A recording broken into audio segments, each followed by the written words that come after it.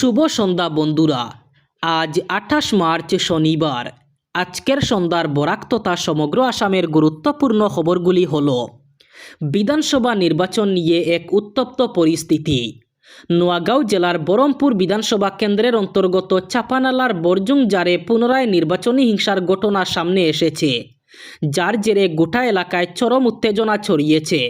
সূত্রের খবর, বরজুংজারে অসম জাতীয় পরিষদের একটি নির্বাচনী কার্যালয়ে দুষ্কৃতীরা হামলা চালিয়ে ভাঙচুর করে। পরিষদের কর্মীদের অভিযোগ, এই হামলার পিছনে বিজেপি কর্মীদের হাত রয়েছে। তবে এই ঘটনাকে কেন্দ্র করে দুই পক্ষের মধ্যে উত্তেজনা চরমে পৌঁছায় এবং অসম জাতীয় পরিষদ ও বিজেপি সমর্থকদের মধ্যে ব্যাপক সংঘর্ষ বাধে। এতে উভয় পক্ষের একাধিক কর্মী আহত হন বলে জানা গেছে। ঘটনার খবর পেয়ে সামাগুড়ি পুলিশ দ্রুত রাতেই ঘটনাস্থলে পৌঁছে পরিস্থিতি নিয়ন্ত্রণে আনে। বাংলাদেশি মিয়াদের শায়েস্তা করতে এক পা সবসময় বাড়িয়ে রাখেন মুখ্যমন্ত্রী হিমন্ত বিশ্ব শর্মা। গত 5 বছরে তার আমলে বাংলাদেশিদের দাপট রুখতে একের পর এক পদক্ষেপ নেওয়া হয়েছে। এবার বাংলাদেশিদের বিরুদ্ধে লড়াইয়ের ঘোষণা করলেন মুখ্যমন্ত্রী, তাও ভয়ঙ্কর। বিহপুরিয়া দলীয় প্রার্থী ভূপেন বরার হয়ে প্রচারে বিজয় সংকল্প সভায় অংশগ্রহণ করে স্পষ্ট ভাষায় মুখ্যমন্ত্রীর ঘোষণা, এবার বাংলাদেশিদের বিরুদ্ধে ভয়ঙ্কর লড়াই হবে। আর সেই লড়াইয়ে হারবে বাংলাদেশিরা, জিতবে অসমিয়ারাই।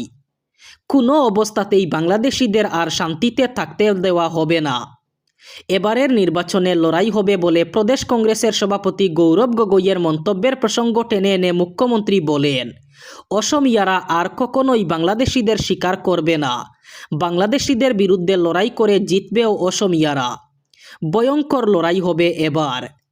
অসম বিধানসভা নির্বাচনের আর মাত্র 12 দিন বাকি। এরই মধ্যে রাজ্য জুড়ে রাজনৈতিক পরিবেশ উত্তপ্ত হয়ে উঠেছে। সদিয়া থেকে ধুবড়ী পর্যন্ত প্রতিটি রাজনৈতিক দল জোর কদমে চালাচ্ছে প্রচার অভিযান। এরই মধ্যে দলীয় শৃঙ্খলা ভঙ্গের অভিযোগে 15 জন নেতাকর্মীকে বহিষ্কার করেছে রাজ্য বিজেপি।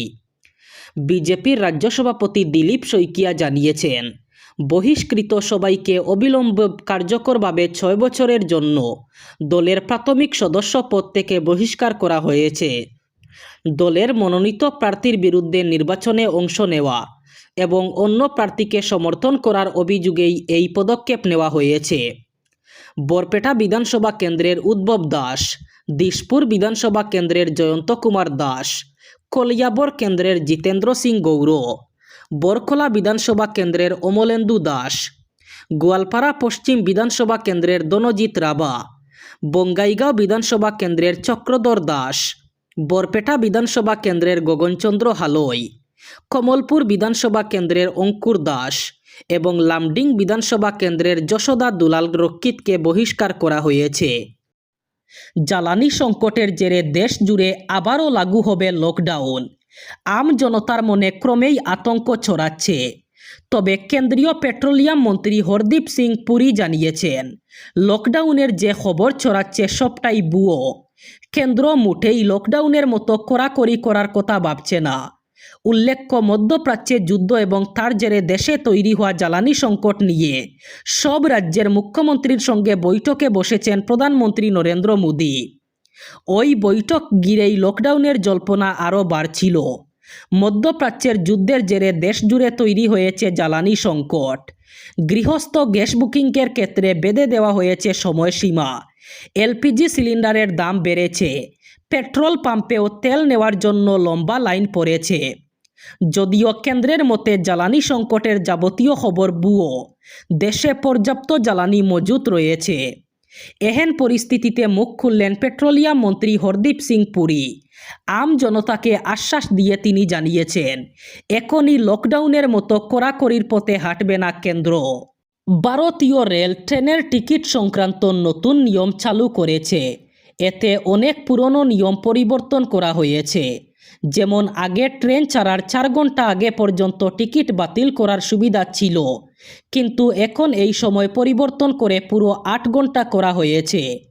ট্রেনের টিকিট বাতিলের বিষয়ে এমন নতুন নিয়ম তৈরি করা হয়েছে যা 1 এপ্রিল থেকে 15 এপ্রিল এর বিভিন্ন ধাপে কার্যকর করা হবে। যাতে ট্রেনের টিকিট বাতিলের কারণে আপনার কষ্টার্জিত টাকা কাটা না যায়, সেজন্য টিকিট বাতিলের নতুন নিয়মগুলো আগে থেকেই জেনে নেওয়া উচিত। এখনও পর্যন্ত টিকিট বাতিলের চার্জে শ্রেণীভেদে ভিন্ন ছিল। আর 40 ঘন্টার বেশি সময় পর বাতিল করলে প্রত্যেক যাত্রীর কাছ থেকে একটি নির্দিষ্ট ফি কাটা হতো। আর 40 থেকে 12 ঘন্টার মধ্যে বাতিল করলে 25% এবং 12 থেকে 4 ঘন্টার মধ্যে বাতিল করলে 50% ফি কাটা হতো। রেল কর্তৃপক্ষ একটি পরিবর্তন এনেছে, যেখানে 8 ঘন্টার কম সময়ের জন্য কোনো টাকা ফেরত না দেওয়ার নির্দেশ দেওয়া হয়েছে। আগামী 1 এপ্রিল থেকে বদলে যাচ্ছে প্যান কার্ড তৈরির প্রক্রিয়া। এতদিন সহজ নিয়মে শুধুমাত্র আধার কার্ডের ভিত্তিতেই প্যান কার্ড তৈরি করা সম্ভব হলেও এবার সেই ব্যবস্থায় আসছে কড়াকড়ি। নতুন নিয়ম অনুযায়ী আবেদনকারীদের পরিচয় এবং জন্ম তারিখ যাচাইয়ে একাধিক নথি জমা দেওয়া বাধ্যতামূলক হতে চলেছে। প্যান কার্ড ও যা আয়কর বিভাগের বিভিন্ন গুরুত্বপূর্ণ পরিচয়পত্র দেশের আর্থিক ব্যবস্থায় অপরিহার্য ভূমিকা পালন করে। ব্যাংক অ্যাকাউন্ট খোলা, আয়কর রিটার্ন দাখিল, ঋণ গ্রহণ কিংবা বড় অঙ্কের লেনদেন, প্রায় সব ক্ষেত্রেই এই নথি প্রয়োজন। ফলে প্রাপ্তবয়স্ক হওয়ার পর অধিকাংশ মানুষই প্যান কার্ডের জন্য আবেদন করেন। নতুন নির্দেশিকা অনুযায়ী শুধু আধার নম্বর দিলেই আর প্যান তৈরি হবে না। আবেদনকারীদের জন্ম তারিখ এবং পরিচয় প্রমাণ হিসাবে জন্ম শংসাপত্র, ভোটার পরিচয়পত্র, মাধ্যমিকের মার্কশিট, ড্রাইভিং লাইসেন্স, পাসপোর্ট অথবা ম্যাজিস্ট্রেটের শপথপত্রের মতো নথি জমা দিতে হবে। অর্থাৎ যাচাই প্রক্রিয়াকে আরও কঠোর এবং নির্ভুল করতে এই পরিবর্তন আনা হচ্ছে বলে মনে করা হচ্ছে। পশ্চিম এশিয়ায় যুদ্ধ পরিস্থিতি চললেও ভারতের জ্বালানি সরবরাহ পুরোপুরি নিয়ন্ত্রণে আছে, আশ্বস্ত করল কেন্দ্র। সরকার জানিয়েছে দেশে পেট্রোল, ডিজেল এবং এলপিজির কোনো ঘাটতি নেই, বরং আগামী 2 মাসের জন্য পর্যাপ্ত মজুত রয়েছে। সোশ্যাল মিডিয়ায় ছড়ানো গুজব নিয়ে আতঙ্কিত না হওয়ারও অনুরোধ জানিয়েছে পেট্রোলিয়াম মন্ত্রক। পেট্রোলিয়াম ও প্রাকৃতিক গ্যাস মন্ত্রকের বিজ্ঞপ্তি অনুযায়ী আগামী 60 দিনের জন্য প্রয়োজনীয় অপরিশোধিত তেল আগেই চিহ্নিত করা হয়েছে। তেল বিপণন সংস্থাগুলো আগাম আমদানির চুক্তি করে ফেলেছে, ফলে দেশের যোগানে কোনো ফাঁক নেই। হরমুজ প্রণালী নিয়ে উদ্বেগ থাকলেও 40টিরও বেশি দেশের কাছ থেকে অপরিশোধিত তেল পাওয়া যাচ্ছে। অন্য অঞ্চলের বাড়তি সরবরাহে কোনো জট সৃষ্টি হয়নি। দেশের রিফাইনারিগুলো 100% চালু আছে। ভারতের মোট মজুত ক্ষমতা 74 দিন। বর্তমানে প্রায় 60 দিনের জ্বালানি মজুত রয়েছে। অবশেষে হাইলাকান্দিতে ধর্মীয় সংখ্যালঘু জনগোষ্ঠীকেই দেদার হস্তে উদার হতে হবে, অন্যথায় বিধানসভা এলাকার সীমানা পুনর্গঠনের সুফল ভোগ করা হয়তো সম্ভব হবে না বিজেপির। জেলার বুট বিলাসীদের চর্চায় এবার ধ্বনিত হতে শুরু করেছে এই গুঞ্জন। নির্বাচন কমিশনের দৌলতে 65% অধিক ধর্মীয় সংখ্যালঘু অধ্যুষিত নবগঠিত হাইলাকান্দি বিধানসভা কেন্দ্রের জনবিন্যাস এখন পুরোপুরি বিজেপির অনুকূলে। তদুপরি বুটের চর্চায় কাতর একাংশ মনে করছেন দলের তরুণ তুর্কি প্রার্থী ডক্টর মিলন দাসের মোকাবিলায় বিরোধী দল কংগ্রেসের নিপুণ চালে শেষ পর্যন্ত পঙ্গু হতেও পারে এই সমস্ত আয়োজন। রাজ্যে অনুভূত হলো ভূমিকম্পের কম্পন। শুক্রবার দুপুর 2:25 নাগাদ এই কম্পন অনুভূত হয়। ন্যাশনাল সেন্টার ফর সিসমোলজির তথ্য অনুযায়ী ভূমিকম্পের তীব্রতা ছিল রিক্টার স্কেলে 3.9। উৎপত্তিস্থল ছিল গোয়ালপাড়া। গৌহাটি সহ রাজ্যের একাধিক জেলায় কম্পন অনুভূত হয়েছে। পাশাপাশি অসমের পার্শ্ববর্তী মেঘালয় এবং বাংলাদেশেও এই কম্পন টের পাওয়া যায়।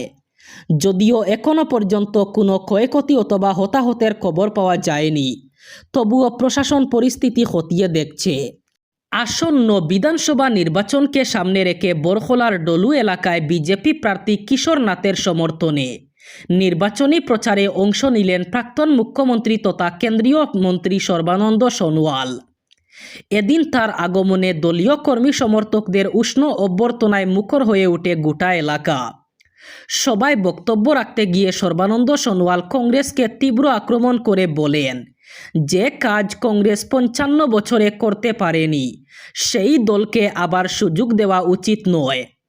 তিনি দাবি করেন কংগ্রেস এখন শুধু সংবাদ মাধ্যমেই সীমাবদ্ধ, সাধারণ মানুষের মনে তাদের আর কোনো স্থান নেই। প্রধানমন্ত্রী নরেন্দ্র মোদীর নেতৃত্বাধীন সরকারের বিভিন্ন উন্নয়নমূলক প্রকল্পের উল্লেখ করে তিনি বলেন, বিজেপি সরকার গত 15 বছরে যে উন্নয়ন করেছে তা অতীতে কংগ্রেস করতে পারেনি। আত্মনির্ভর বরাক, আত্মনির্ভর অসম এবং আত্মনির্ভর ভারত গড়ার লক্ষ্যে সরকার নিরলসভাবে কাজ করে চলছে বলেও তিনি জানান।